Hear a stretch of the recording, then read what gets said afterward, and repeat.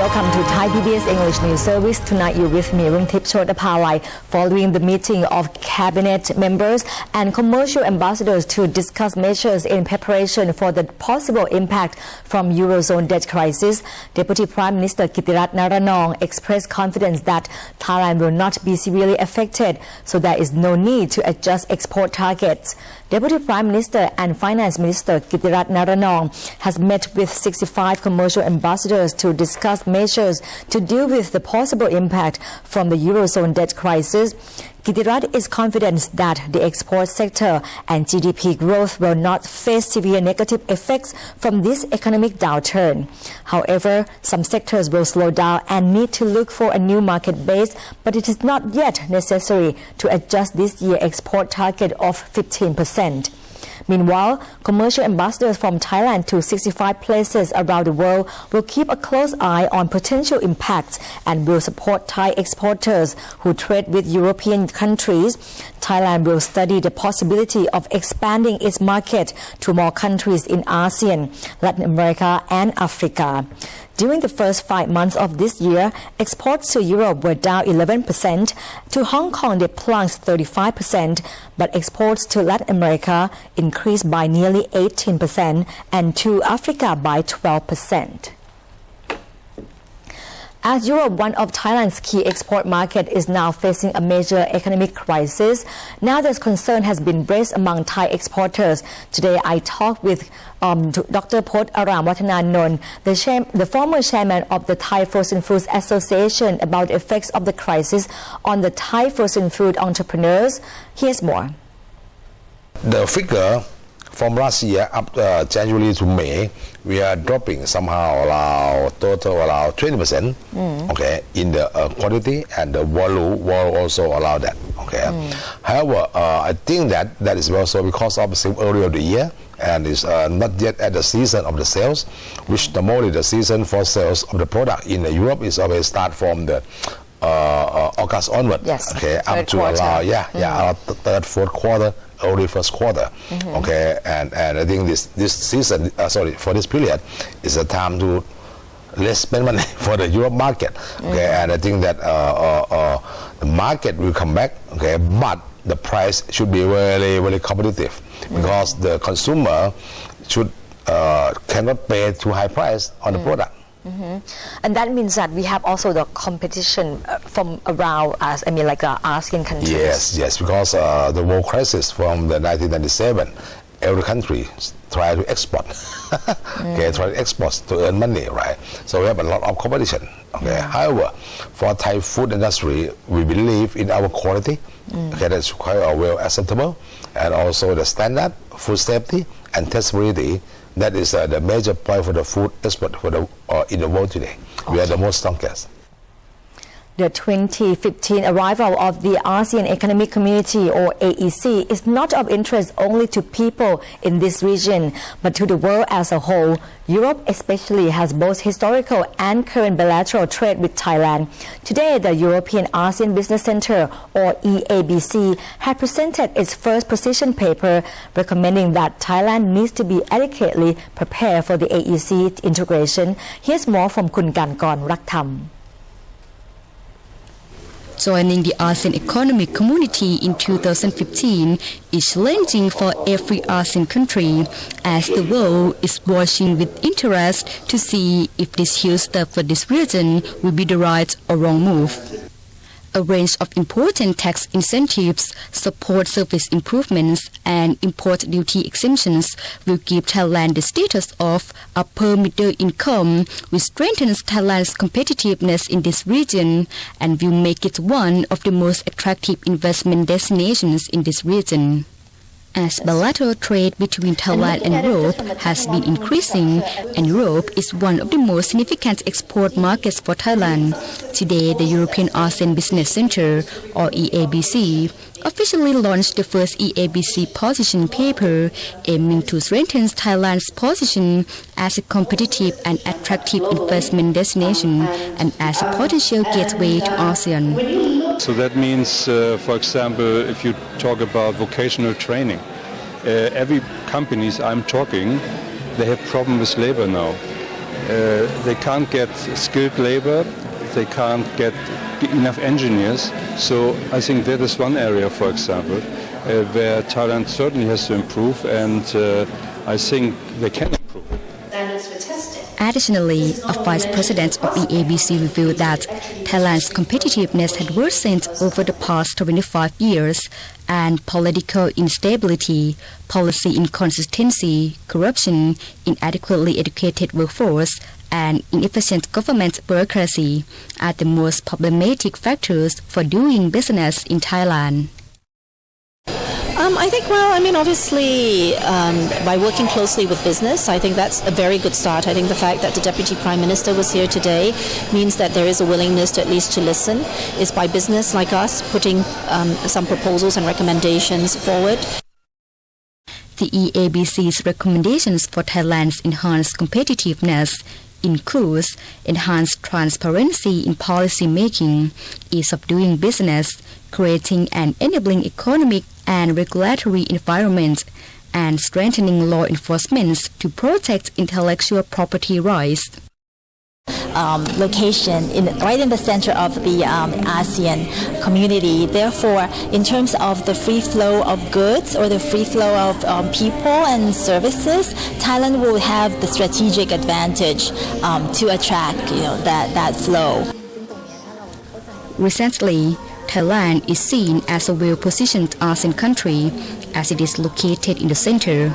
So the EABC sees that AEC 2015 will be Thailand's advantage and will encourage the automotive industry, food and beverage sector, ICT, as well as logistics, which will all strengthen Thailand's economic competitiveness. Kankorak Tham, Thai PBS. In 2015, the AEC will allow for free labor mobility between member countries for 8 professions. Concern has been raised that there will be shortage of such professionals in countries of less developed. Kuniranut Traichakwanit has more. In less than 3 years, the ASEAN Economic Community, or AEC, will allow for free labor mobility between member countries for 8 professions, including doctors, dentists, and nurses. However, it remains to be seen how this free labor market will tempt skilled labor to migrate from low-wage territories such as Indochina, the Philippines, Indonesia, as well as Thailand, to higher-paying nations like Singapore and Malaysia, where English is already widely spoken, making them even more attractive and convenient for career development. In preparation for a free flow of labor in this region, an ASEAN Mutual Recognition Agreement, or MRA, has been drafted to ensure that all practitioners in the 8 listed professions are up to regional standards. Even though there are goals to make labor mobility more convenient with the birth of the AEC, restrictions remain. Thailand, for example, regulates that foreign professionals have to have at least 3 years of experience in their fields of expertise to be eligible for work permits in the kingdom. Additionally, while higher remunerations can be a great incentive for those working in low-paying countries to migrate, an expert believes that they are not the absolute and only motivation. Staying in some country to work, I think money is not only one reason. Sometimes we need to think about the families, the living condition, and also some environmental things. Although the MRA opened up the opportunity for Thai workers to work overseas, but working overseas, not only MRA, but we have to respect on domestic regulation. We have to respect on the work permits or employment pass. We have to respect of the visa immigration thing, which should prohibit some free flow of the labor. The AEC will soon be upon us. An assistant director of Bangkok Hospital affirmed that Thailand is ready to take part in a mutual recognition agreement. The Thai private healthcare sector, in particular, has already created a foothold abroad and improved fly-in medical services. Last year, the Bangkok Hospital recorded 3 billion baht in revenues from fly-in patients alone, most of them from the Middle East and Myanmar. In the private hospital healthcare sector, I think we are ready right now because of, in the name of Bangkok Hospital, we have invested in our neighbor country, such as Cambodia. We have 2 hospitals there already. The start of the AEC may put a strain on the Thai economy, as skilled labor could seek better paying opportunities and career developments abroad. Therefore, to forestall the brain drain, experts believe that Thailand needs to elevate the standards of its industries. Beyond that, Thailand has to use its strategic location to its advantage by, for example, striving to become a medical hub in the ASEAN region in the areas of heart surgery, neurosurgery, and cancer treatment. Only then can Thailand gain the most benefit from the free flow of skilled labor that the AEC creates. Niranut Traijakunit, Thai PBS.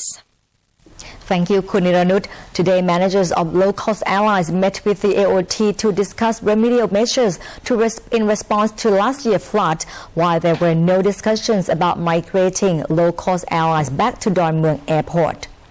Managers of Nok Air, Orient Thai Airlines and Solar Air were urging the AOT to quickly make compensations after the floods last year.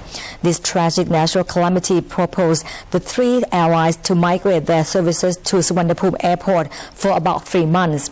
Even though the AOT helped these victimized airlines by collecting registration fees at Suvarnabhumi Airport at the same rate as they were charged at Don Mueang, the managers of Nok Air and Orient Thai Airlines felt that other remedial measures have not been made, but they did not wish to disclose the details.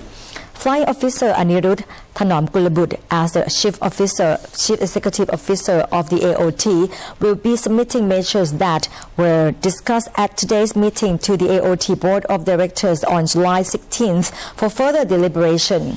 Meanwhile, the moving of low-cost airlines from Suvarnabhumi Airport back to Don Mueang Airport was not discussed. The AOT simply said that there were 14 airlines which have requested to be moved back and that it would need approximately 1.6 billion baht to renovate Don Mueang Airport, which was expected to return to full service in October.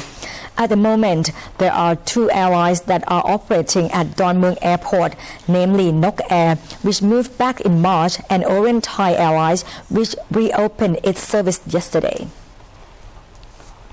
Following the cases of the British tourist stabbed by a bus conductor and the Australian tourist attacked during a drive-by purse snatch in Phuket, tour agents are demanding that the government increase security and the severity of punishment for crimes against tourists.